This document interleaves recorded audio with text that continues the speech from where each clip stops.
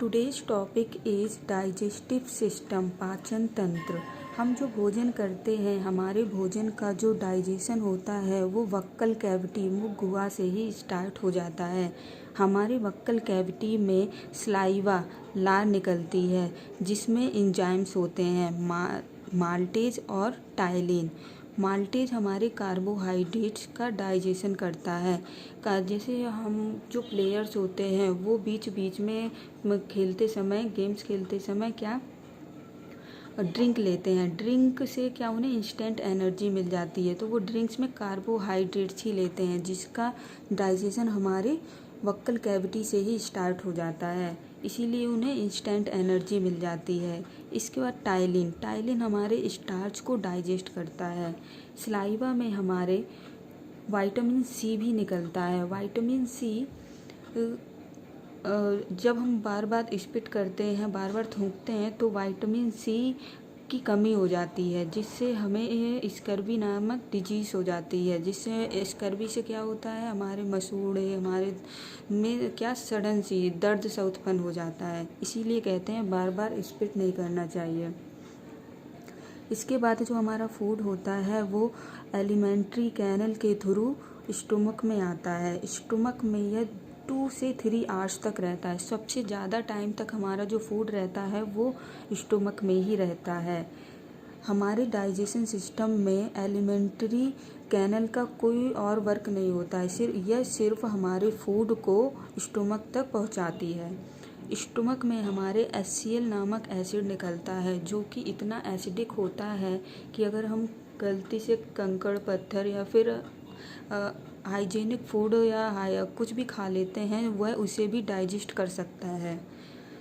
Stomach से हमारा pancreas, अग्नाशय connect होता है। अग्नाशय नाम से ही पता चलता है कि बहुत ही अग्नि यानी कि बहुत ही ज़्यादा एसिडिक होगा ये। इससे हमारे बहुत पेप्सिन, रेनिन, लाइपेज नामक एंजाइम्स निकलते हैं जो कि हमारे स्टमक में जो फूड होता है उसको और भी डाइजेशन करने में हेल्प करते हैं।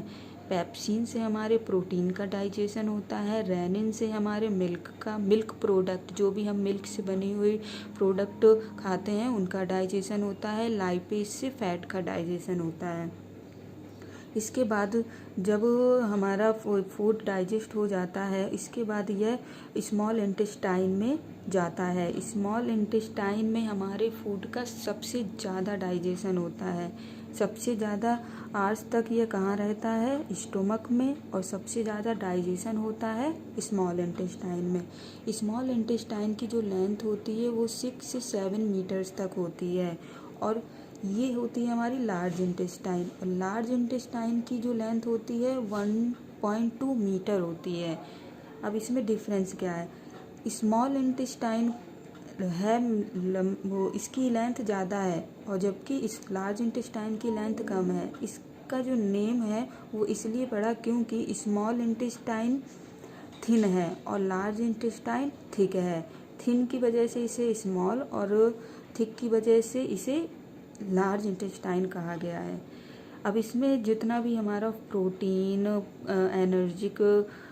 एनर्जी एंड फैट, कार्बोहाइड्रेट्स होता है, वो सब एब्जॉर्ब होने के बाद, पूरा एब्जॉर्ब होने के बाद ये हमारा जो फूड होता है वो लार्ज इंटेस्टाइन में जाता है। लार्ज इंटेस्टाइन और स्मॉल इंटेस्टाइन से ही बीच में कनेक्ट होता है अपेंडिक्स, जिसका अब हमारी बॉडी में कोई भी यूज नहीं है, ये यूजलेस है। इसकी लेंथ कभी कभी बिग हो जाती है, लार्ज हो जाती है, तो डॉक्टर इसको यानी कट कर देते हैं, इसका ऑपरेशन करके इसको निकाल दिया जाता है।